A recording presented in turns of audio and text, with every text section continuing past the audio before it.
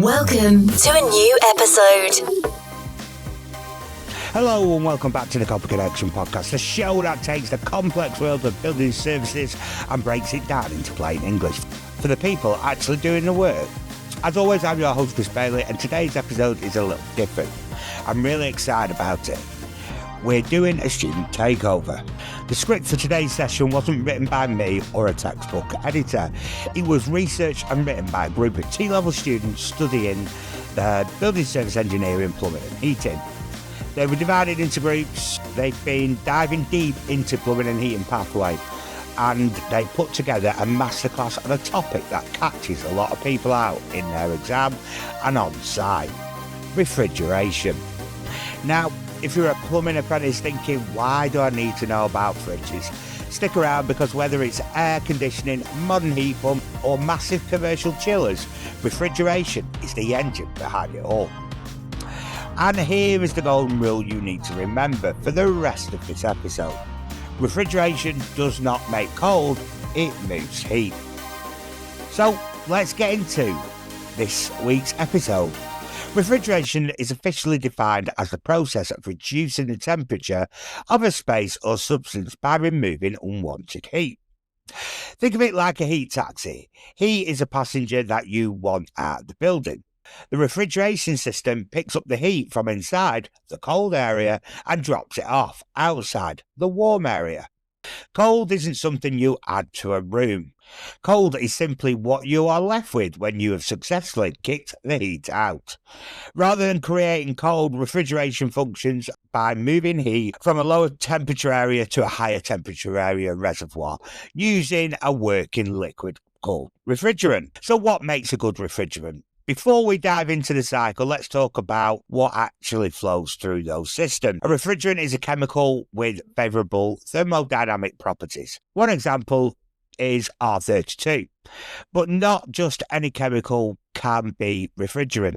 There are some very specific requirements. So safety and environmental must be non-corrosive to mechanical components, must be safe, meaning non-toxic and ideally non-flammable, and must not contribute to the ozone depletion or climate change. So thermodynamic properties: a boiling point below the target temperature, a high temperature of vaporization so it can absorb a lot of heat, moderate density in the liquid form and relatively high density in gaseous form, a high critical temperature. Since boiling point and gas density are affected by pressure, refrigerants can be more suitable for specific applications by choosing the right operation pressures. This is why you'll hear engineers talking about low GWP refrigerants. That's global warming potential. The industry is moving towards refrigerants that do the job without wrecking the planet. Now let's take a look at the Vapour Compression Cycle. Most systems you'll see on a job use Vapour Compression Cycle.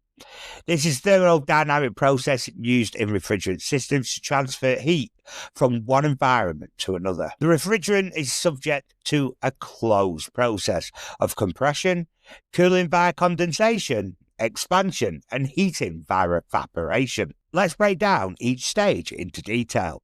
So we have stage 1, compression. The cycle starts at the compressor. It pulls low pressure, low temperature refrigerant vapor from the evaporator. He then squeezes it, compresses it. When you compress a gas, pressure goes up, temperature goes up. The role is the pump of the system. It increases the gas pressure and elevates the heat capacity of the gas. The result, well, we're going to have high pressure and high temperature vapor. Types of compressors: in particular, concealed compressors are typically found in domestic refrigerators, freezers and split air room conditioning unit. Each unit is manufactured with a factory sealed vacuum, making it ready for installation. And then we have industrial compressors, are much more complex and are used in large air conditioning and chilling water systems. Then we have stage 2, the condensation. That hot, high-pressure vapour now flows into the condenser. This is usually the unit you see outside a building. Its job is to reject heat to outside air or water. The high level of heat in the high pressure refrigerant passes through a heat exchanger where heat is rejected. As the heat leaves, the refrigerant changes state. It condenses from a vapour into a high pressure liquid. The role, well, the radiator that dumps the unwanted heat, and the refrigerant is returned back to a fluid at high pressure. The difference between heat absorption and heat rejection indicates the efficiency of the system. Then we have stage 3, the expansion. Now we have high pressure liquid, but we need it to be cold. It then passes through the expansion valve or expansion device. This is a restriction that causes the pressure to drop instantly. When pressure drops, a temperature drops. High pressure refrigerant liquid enters the expansion valve from the condenser. The expansion valve reduces the pressure of the liquid, thus expanding its volume, which in turn alters its thermodynamic properties. A sensing bulb is connected to the expansion valve via a capillary tube of extremely small diameter. This allows the sensing fluid, often mercury vapour, to measure small differences in temperature by expansion and contraction. The sensing bulb is attached to the outlet tube of the evaporator heat exchanger, allowing the opening or close of the expansion valve to regulate refrigerant flow. The role, it controls the flow of refrigerant entering the evaporator and producing a cooling effect from the higher pressure liquid. And the result, well, you've got a cold, low pressure mixture of liquid and vapour. Follow us where you get your podcasts from. And finally, we move into stage 4, the evaporation.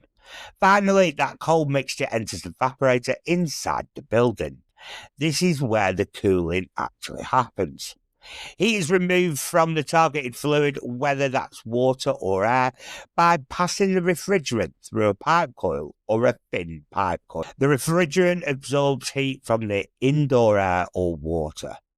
As it takes in the heat, it boils or evaporates back into a vapour. The refrigerant is effectively boiled into a gaseous phase.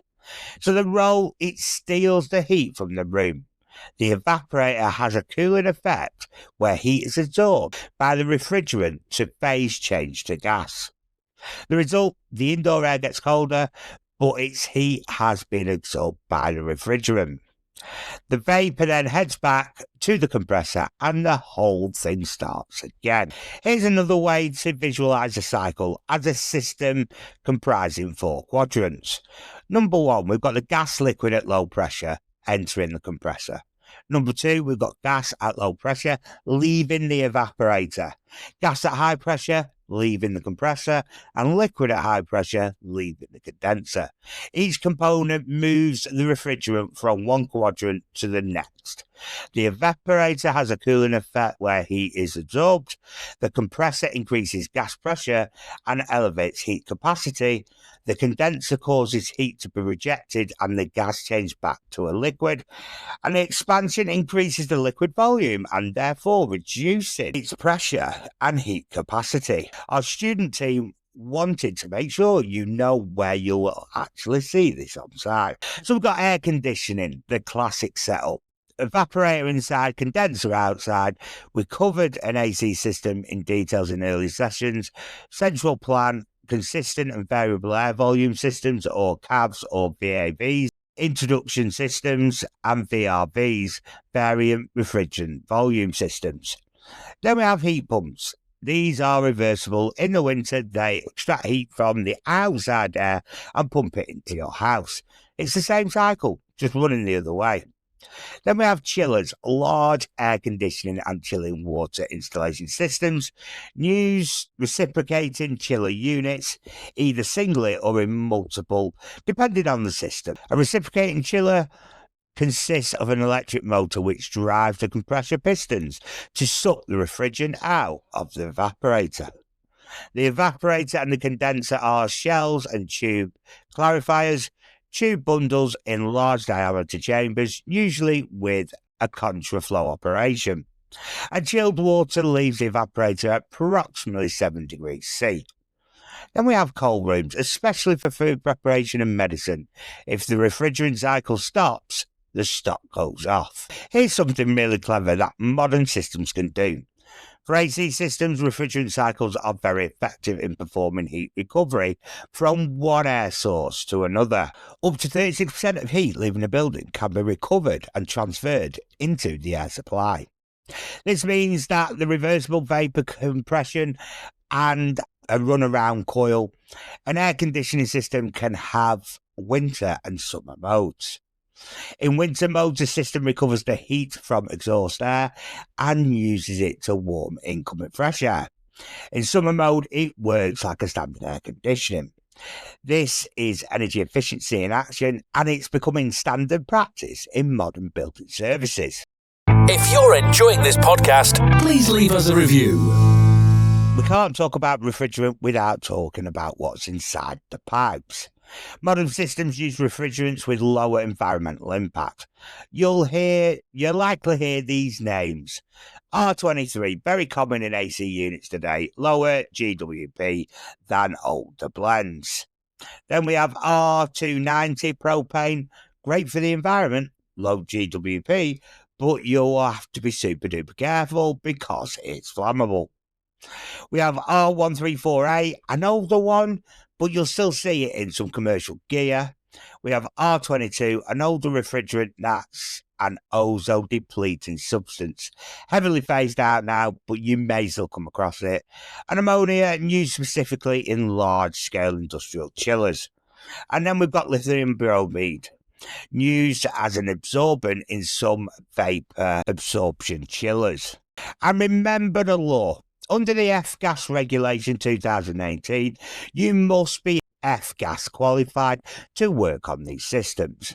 Post-Brexit, permissible refrigerant gases in Great Britain will still broadly adhere to the EU F-gas regulation of 2020. You can't just have a go at a leak test or repair. It's about protecting the ozone layer and preventing global warming. So let's have a brief look at some installation and best practice. So when you're out there, the details matter. The materials for system pipework is generally installed using soft copper coiled pipes. Complete pipework is purged with oxygen-free nitrogen to prevent internal oxidization when joints are brazed. The system is then purged of any gas to create a vacuum prior to being filled with refrigerant gas or liquid. The system is then tightness tested to ensure no atmospheric pollution of a refrigerant gas. A leak isn't just a surface call. It's atmospheric pollution and a legal issue. Let's be balanced here. Refrigeration systems have pros and cons. So some of the advantages: highly reliable. Natural refrigerants, so hydrocarbons, don't deplete the ozone layer. When used as a refrigerant, air is cheap. Disadvantages: running costs of refrigeration units can be high. While there is no fire risk from leakage, safe disposal of old units is an issue due to the risk of pollution of pollutant contaminants. Due to the cost of repairs, units are often deemed not to be economically repairable, increasing the amount of waste as old units are replaced by new ones. From an environmental point of view, this throwaway culture is a real problem. As engineers, we need to think about life cycles, repairability, and reasonable disposal. So there you have it. Refrigerant isn't about making cold, it's a 4-stage heat taxi service. Compress, condense, expand, and evaporate. We've covered the principles of Vapour Compression Cycle, the main components and how they work, heat recovery in air systems, reciprocating chillers, the advantages and disadvantages of refrigerant systems, and the real-world application you'll see on site. I want to say a massive thank you to the students who researched and wrote the core of this episode. A huge shout out to Kyle, Tyler D, Tyler A, Brentford, and Bradley. You guys did a cracking job breaking down a tough topic. If this is the future of the trades, I think we may be in good hands. If you're a student or apprentice and this helps you today, do me a favour, hit that follow button on Acast, Spotify, or wherever you're listening to your podcast. Share this episode in your class group chat if you have one, and let's help everyone get those qualifications. I've been Chris Bailey, and this has been the Copper Connection podcast, and I will see you on the next episode. We'll be back next week. In the meantime, please subscribe and thanks for listening.